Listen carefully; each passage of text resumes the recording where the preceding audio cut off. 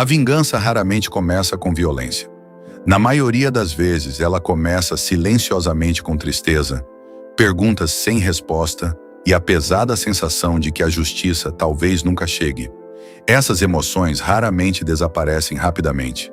Em vez disso, elas crescem lentamente ao longo do tempo, às vezes por anos, até alcançarem um ponto de ruptura.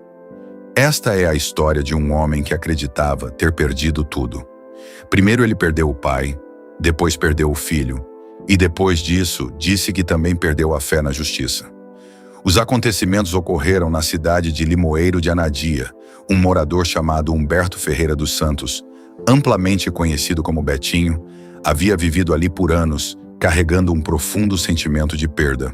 Vários anos antes, seu pai idoso, conhecido na comunidade como João, o eletricista, havia sido morto. Não muito tempo depois dessa tragédia, outra perda devastadora atingiu a família quando o filho de Betinho, Cacá, também morreu em um incidente violento. Na mente de Betinho, essas duas tragédias estavam conectadas, e ele acreditava que certas pessoas da cidade eram responsáveis. Segundo ele, foi muitas vezes às autoridades, conversando com policiais e investigadores, esperando que o caso avançasse. Mas ele afirmava que nada mudou, e os homens que ele acreditava serem responsáveis continuavam vivendo livremente na mesma cidade. Para Betinho, ver aquelas pessoas regularmente era insuportável. Com o tempo, sua tristeza lentamente se transformou em raiva. Anos se passaram, mas a sensação de que a justiça havia falhado nunca desapareceu. Então, um dia, ele ouviu que dois dos homens que ele acreditava estarem ligados às mortes de seu pai e de seu filho, Cícero Barbosa da Silva, e seu filho Edmilson Bezerra da Silva, estariam presentes em uma cerimônia de casamento na cidade. Para a maioria das pessoas, era simplesmente mais um sábado. Um dia destinado à celebração, enquanto as famílias se preparavam para se reunir dentro de uma igreja para um casamento. Os convidados chegaram cedo, cumprimentando uns aos outros e ocupando seus lugares enquanto esperavam o início da cerimônia. O ambiente dentro da igreja era alegre e tranquilo. Entre os convidados que entraram naquele dia estava Betinho. Ele entrou silenciosamente, misturando-se com os outros. Nada em sua aparência sugeria que algo incomum estava prestes a acontecer. Mas em poucos segundos, tudo mudou. Gravações de vídeo mostraram depois Betinho se aproximando do banco, onde os dois homens estavam sentados. Sem aviso, ele puxou uma arma de fogo e começou a atirar.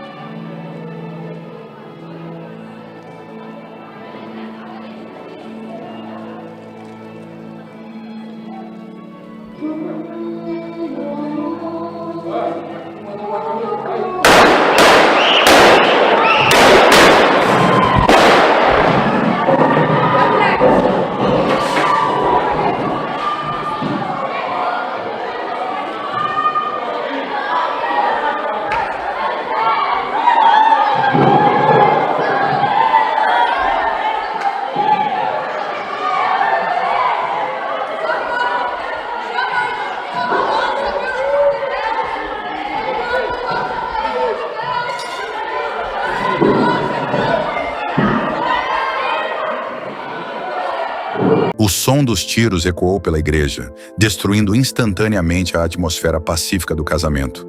O pânico se espalhou enquanto os convidados gritavam e corriam em direção às saídas. Algumas pessoas se jogaram no chão, enquanto outras tentavam proteger seus filhos. Durante o caos, uma mulher que era próxima das vítimas também foi atingida por uma bala, embora seus ferimentos não tenham sido considerados fatais. Apesar da violência acontecendo ao seu redor, testemunhas disseram que Betinho não fugiu em pânico. Em vez disso, depois de disparar vários tiros, ele calmamente guardou a arma e saiu lentamente da igreja.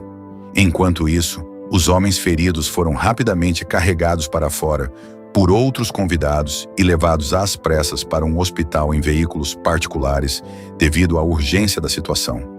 Ambos sofreram ferimentos graves e precisaram de cirurgia, mas apesar da gravidade do ataque, sobreviveram. Em poucas horas, vídeos do tiroteio começaram a se espalhar pelo Brasil.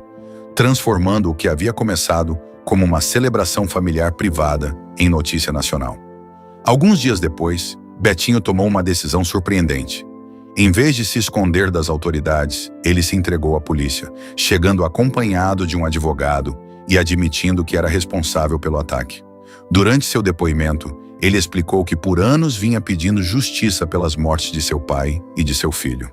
Segundo ele, os homens que suspeitava continuavam vivendo normalmente na mesma cidade, às vezes até passando em frente à sua casa. Ver isso todos os dias, disse ele, era algo que já não conseguia suportar. Ele matou meu pai, o meu filho. Meu pai tinha 79 anos. Eu perdi tudo. Minha vida no Natal eu não tenho mais. Eu todo ano comprava um sapato do meu pai, uma camisa, e dava para meu pai. E ele tirou tudo, não tenho mais Natal, não tenho mais nada. Eu tenho 2 anos que venho lutando com a justiça para prender esse povo. E tesouro passou lá para minha porta, mangava. Ia passando nesse momento lá, ele estava na calçada, olhou para meu pai, começou a rir de mim e mangar de mim. Betinho, você está arrependido? Eu não queria fazer isso, eu fui obrigado. Eu não tenho 2 anos. Eu liguei para o 181. Eu digo, olha, quem matou meu pai, quem mandou matar meu pai foi o Cício Batinho, o filho, o Valdir, que articulou, que arrumou o povo para matar o meu pai. A moça simplesmente disse, a gente não pode fazer nada que você não tem testemunha. Eu procurei a delegacia do Limoeiro, procurei o delegado lá, doutor, foi o Valdir. A gente não pode fazer nada aqui, a gente não tem testemunha. Eu digo, rapaz, era um cara. Aconteceu quando a gente descobriu que foi ele. Ele pegou um avião, pegou um carro, foi para Maceió, pegou um avião, foi embora até hoje.